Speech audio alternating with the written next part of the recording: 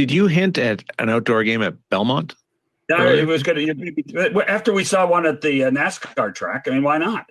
I mean, look, I don't, there's always the questions of where you can make the biggest impact and get the most people, and what also can be iconic. So, yeah, the NYRA guys, New York Racing Association guys who own Belmont Raceway, would love to see a game there, and they're great partners to us, and so we'd obviously be supportive.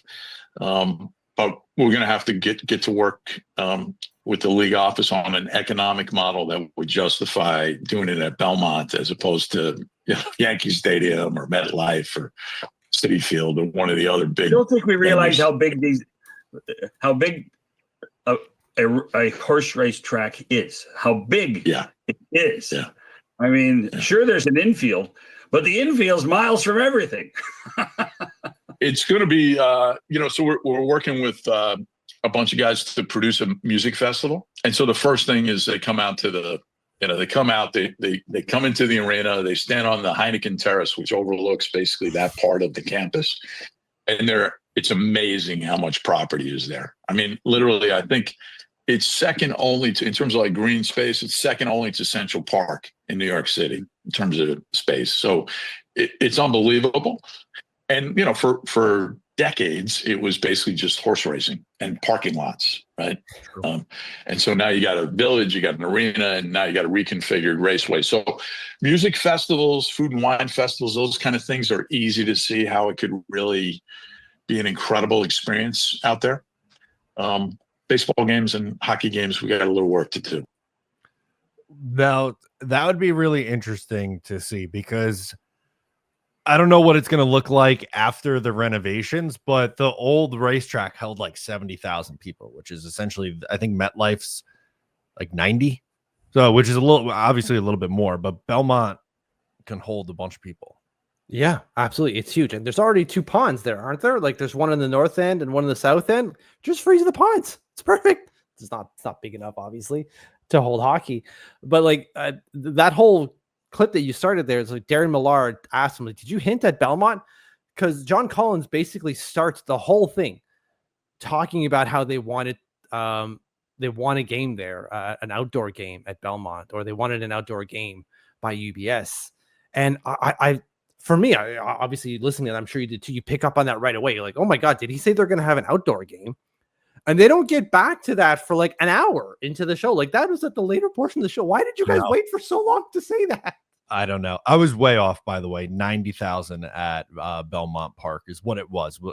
Assuming they're not going to take a big number of seats out of that place, redoing it, but they can get a lot of people in there for a game. Now, it feels like it's going to be hard because they just did the one at MetLife 2 years ago. Like that's a quick turnaround, but it does make a lot of sense. And having it in New York too, I feel like makes a difference versus having it in Jersey. With all, due respect to MetLife Stadium and Jersey, it's like the Devils are Jersey's team. The Islanders and Rangers, like they should do one in New York.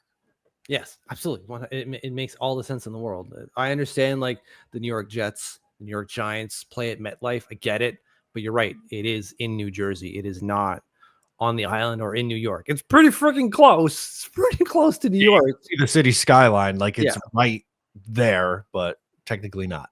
It's not the same. It doesn't. Even I'm sure it doesn't for me, and I'm sure for New Yorkers having to go to MetLife, you're like, this isn't in New York. I know it's not. It's part of the New York landscape, I suppose, but it is not physically in, and that kind of matters, right?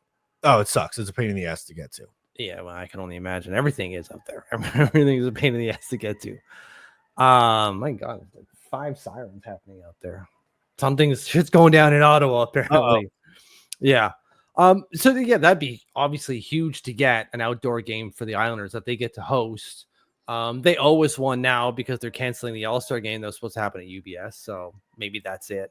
But you're right. I don't see them having an outdoor game at the same basically in the same location, geographical location, if you will, within a 3-year time span, even 4-year time span.